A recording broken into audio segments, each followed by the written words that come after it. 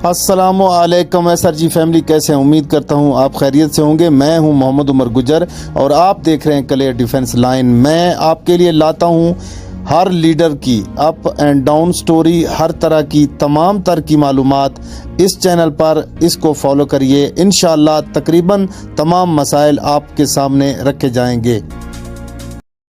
जी हाँ, एसआर जी फैमिली कैसे हैं? उम्मीद करता हूँ ठीक होंगे। मैं कुछ काफ़ी खट्टी मीठी और ऊपर नीचे वाली ख़बरें लेकर आपके सामने हाज़िर हुआ हूँ। जैसा कि आप जानते हैं कि एडवाइज़री कमेटी ने पिछले 3 महीने से एडवाइज़री कमेटी वजूद में आई और उन्होंने अभी कुछ फ़ैसला किया है कि उनकी सुनने में आया था कि 16 तारीख को उनकी मुलाकात है सैफ साहब से, मगर ये मुलाकात के कोई हमारे ज़राए ने कन्फर्म किया है कि अभी चांस कोई पैदा नहीं हो रहा है। तो इस वजह से एडवाइज़री कमेटी और अलहदगी पसंद तंजीम के दरमियान कोई मुआहदे हुए हैं और उन मुआहदों में उन्होंने कोई प्रेस कॉन्फ्रेंस करने का ऐलान किया है।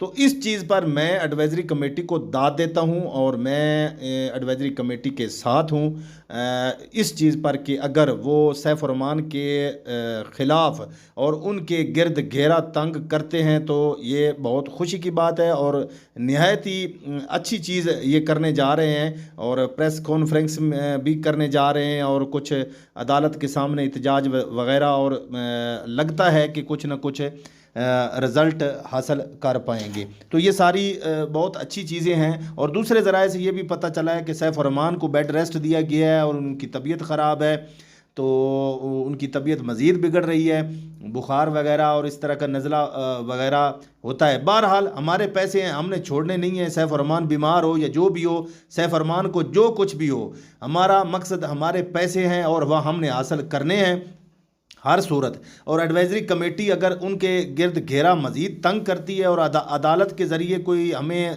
बहुत बड़ा रिलीफ मिलने की उम्मीद होती है तो ये बहुत खुशी की बात है बज़ाहिर। लेकिन ऐसे हालात हो नहीं सकते क्योंकि कानून को और कानून की पेचीदगियों को देखा जाए तो जो केस का ट्रायल है वो अपने हिसाब से ही हुकूमत पाकिस्तान ने करना है। बहरहाल मैं एडवाइज़री कमेटी को इस वेल डन कहूँगा और अलहदगी पसंद तंजीम अगर ये दोनों मिलकर आइंदा कुछ दिनों में सैफ रहमान को पकड़ा कर हम गरीबों के और मतलब बेसहारा लोगों के जो लूटे हुए पैसे वापस कराने में अगर कोई बहुत बड़ा कारनामा अंजाम देती है तो ये लोग जो एडवाइज़री कमेटी में इस वक्त मौजूद हैं ये खराज तहसीन के हकदार हैं, इनको सलूट किया जाना चाहिए।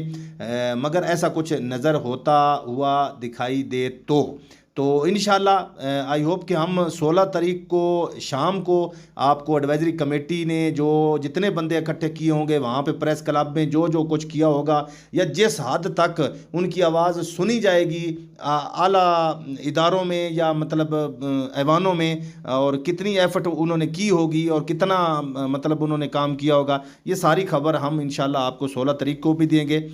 लेकिन बहरहाल मैं उन लोगों से अपील करता हूँ कि जो लोग ये B4U के पैसों से वाबस्ता हैं, उम्मीद रख कर बैठे हुए हैं और उनको चाहिए कि वो दुआएं करें कि ये लोग अगर उनकी सैफ रहमान के गिरद घेरा तंग कर लेते हैं या उनसे पैसे लेने में कुछ अहम किरदार अदा करते हैं तो हमारे लिए बहुत खुशी और वैसे फ़ख्र वाली बात होगी। तो इंशाल्लाह मिलते रहेंगे मज़ीद ख़बरों के साथ।